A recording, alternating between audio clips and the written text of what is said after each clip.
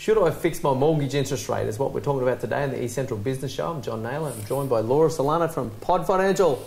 Good morning. Yeah, wow, and what a morning it's been. Now, interest rates, fixing them up, that's something I did back in the day. Didn't work out, Laura. But I'm sure there's certain circumstances where it makes sense. Okay, yep.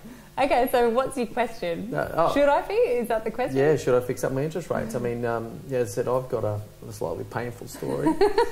But no, look, it wasn't the worst in the world, but that, you know, by locking myself in, it gave me some assurity. But at the same time, I got into a position where it actually became a bit of a legacy, became a bit of a pain. Yeah, and I guess that's the thing, is that when you fix an interest rate, what you're doing is you're giving yourself stability for the term that you're fixing it for. Sure. Right? Yep. Which is awesome. What you're not giving yourself during that period is flexibility. So that means that a fixed rate is really easy usually to get into. You know, you can do it pretty quickly normally, and it's not normally something that requires any credit assessment, so it's usually pretty snappy. For getting out of it, on the other hand, is not so easy.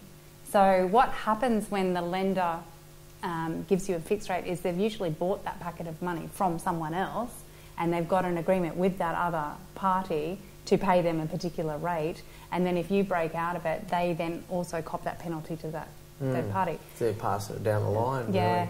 So what that then means is that if there's any economic cost to the bank of you breaking out of the rate early, those costs can be really high.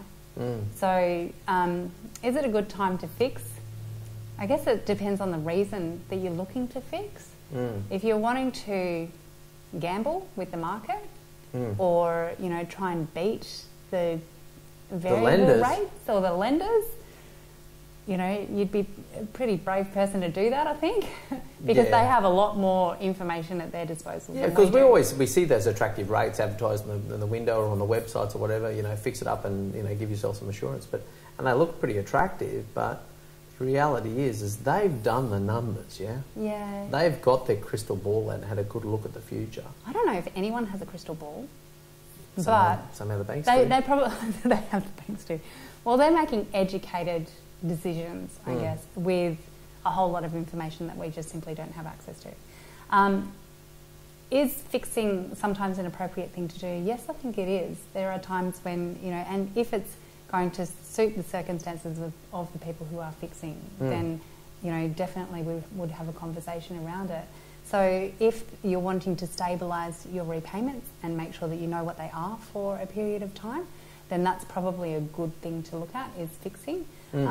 If you've got other changes that are potentially going to happen, like, you know, maybe there's a baby on the way, or you might be going to one income and you want to stabilise your position again, maybe that's, you know, something that you might consider. So, you know, in circumstances where you're looking for stability, I think that the fixed rate can be a really good option. That's absolutely. Well, I mean, I can even remember the early 90s. What was it going to be? 93, I reckon it was. That, you know, the very first home loan I was involved in with my partner at the time was something like 17.5%. And we fixed it up. Because, I know, well, there was like a fear factor that what if it goes up higher? Yeah. And we had the substantial deposit on a property that wasn't costing that much. So we had the rest, the package together. But those interest payments, you know, and the fear was that what if it goes higher again? Yeah.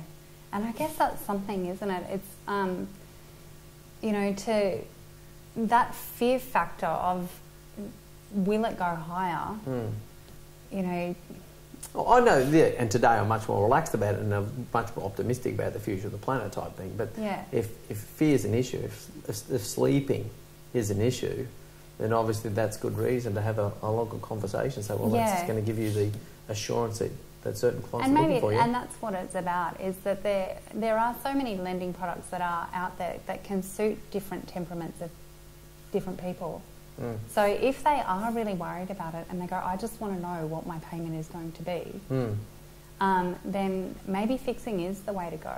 And because for them, the stability of knowing what the payments are going to be for a period of time is more important than any potential gains that they may get from the rate going down or the variable rate going underneath the fixed rate that they're on. So it's just, I guess it's just about having a conversation to go, what's more important? You know, and then go, what do you feel is more important? Because we can kind of facilitate really anything. It's just about going, well, you know, what are your reasons and what do you want to do? What do you hope to achieve out of it? Yeah, sure.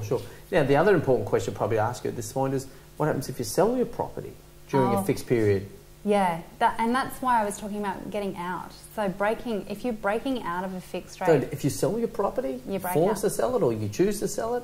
You'll be breaking out of a fixed rate. So if the fixed rate, say for example you fixed at, I don't know, say 5%, and you chose a 3-year fixed, and 2 years into that 5% fixed rate period, over the 3-year period, you decided to sell the property. You've still got a year to go on that contract. So if there's an economic cost to the bank of you breaking out of it, you will incur that cost at the time of sale. Oh, okay. So if, say for example, the fixed rates have risen in that time, the likelihood of you having an economic cost is lower. So you may not pay as much in break fees. Okay. If they've dropped dramatically, so if you fixed in at 5% and they're now at 3.5%, there's going to be an economic cost to the bank because they can't resell that money at 5% again. No, okay. So therefore, they're going to charge you if you break out. Okay. All right. Well, highly likely. So that's the thing. So if there's any intentions around selling a property or disposing of property at some point, and I don't think that's ever a good idea myself personally, but if there's ever any intentions about flipping or anything like that, like or selling up, you probably wouldn't look fixed rates are a really bad idea. You probably wouldn't look at fixed rates if you are intending to sell that property in that fixed rate period. That wouldn't really make a lot of sense. Yeah.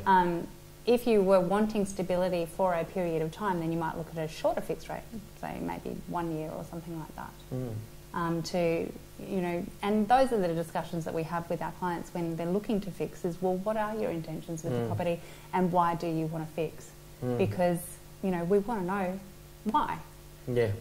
Yeah. And set them up in the right way and make sure that they're accurately informed about that. So we spoke about that in another video about the job as a role as a teacher. Yeah. Very important one if you're doing some mortgage lending, because it's a big money game. It's a lot of listening involved in this game. Oh, okay. Yep. And I'm sure you're very good at it, Laura. Okay. Now, importantly, so if you want if someone wants to come in and have you listen to them, how do they get in contact, Laura? You can contact me on mobile 0422 320 497 or also email through to the office home@podfinancial.com.au. Yeah, tremendous. Okay, another episode done of the eCentral Business Show with Laura Sillano from Pod Financial, our resident expert in mortgage lending. We'll see you next time.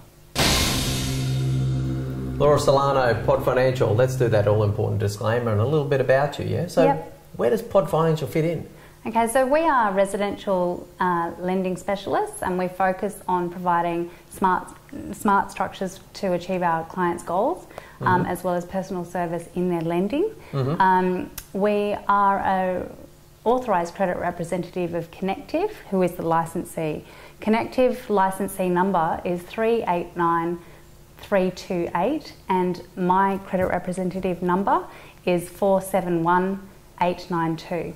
Okay, you've read that out really well. Now, but all importantly, the disclaimer. Now, you need to make sure that people understand that when we do these videos that you're giving your own personal view, yeah? Yeah. But there's more to it than that. Yeah, to provide advice, I need to verify your personal circumstances and I need to understand your requirements and objectives.